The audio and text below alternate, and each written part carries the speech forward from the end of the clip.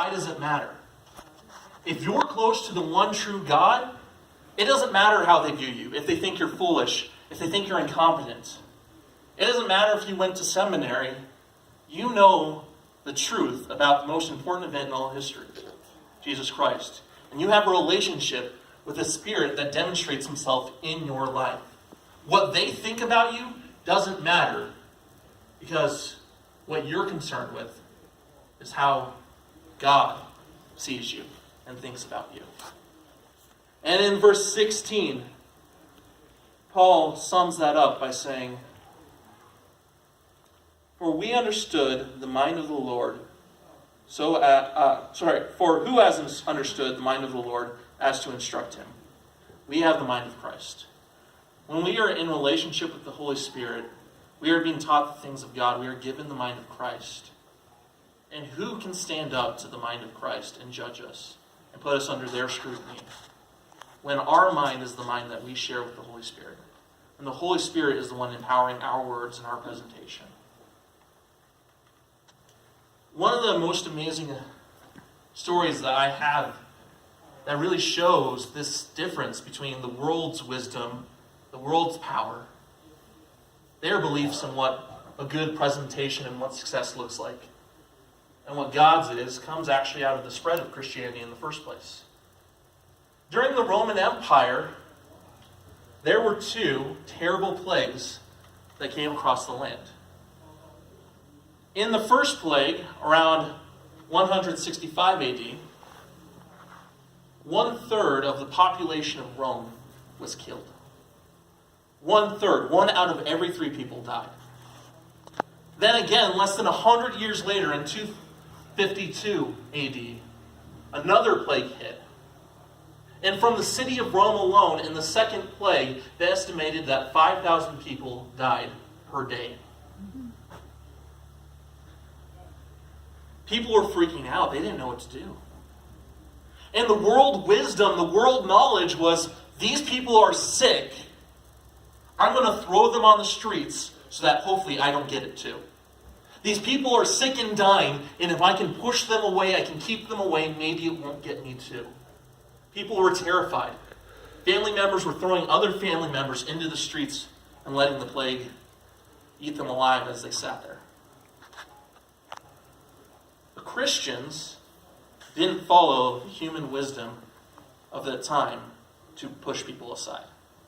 Instead, the Holy Spirit led Christians to do something that can only be done in the power of God, and that's to love in his power.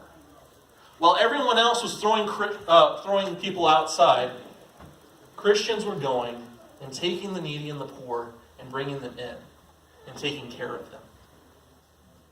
And that seems so counterintuitive to what that world thought that they should happen.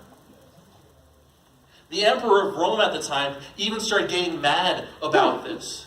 The emperor of Rome, Emperor Julian, in his anger, he wrote this letter to one of the priests of the Roman cult church. This is a church that served the Roman gods. And in this letter to his priest, he was angry. He says, I think that when the poor happen to be neglected and overlooked by the priests, those impious Galileans observe this and devote themselves to benevolence. Those impious Galileans. He's talking about Christians.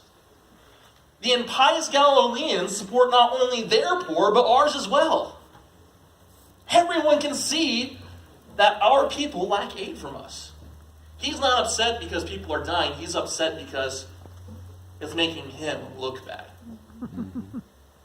And yet here the Christians are taking people in. And what that world didn't know was that 2/3 of those people that had been thrown on the street, when they were taken in, just because of basic nursing and care, without any medicine, 2/3 of them were getting better. And those people who are getting better, they now have the choice. Do I go back to the family that threw me out? Or do I start to understand what it is these Christians have that made them love me when I didn't deserve it? And they choose their faith based on the foundation, the demonstration of the Holy Spirit. Dear God, Thank you so much that we could come here today. That you can present what your word has for us, God. I just pray that you would convict our souls. If we've been in a place where we've been worshiping presentation, God. If we've been in a place where we have grown hardened hearts, God. If we've been in a place where we have been ignoring the voice of your Holy Spirit and the proof that he offers us in our Christian life, I just pray, God, that you would reveal yourself today and your Holy Spirit would convict us of these things, and that instead of pushing you aside, God, we'd be willing to renew our minds and trust in you. God, we just ask that in our ministries, we stop trying to make it about us and our ability. And we stop being so arrogant that we think that your church depends on us. And start realizing, God, that you're going to move in your way. And it's us who you've chosen to give us the opportunity to work with you. And I just pray that the demonstration of your Spirit works in our lives as we get to take that opportunity. In your powerful name we pray. Amen.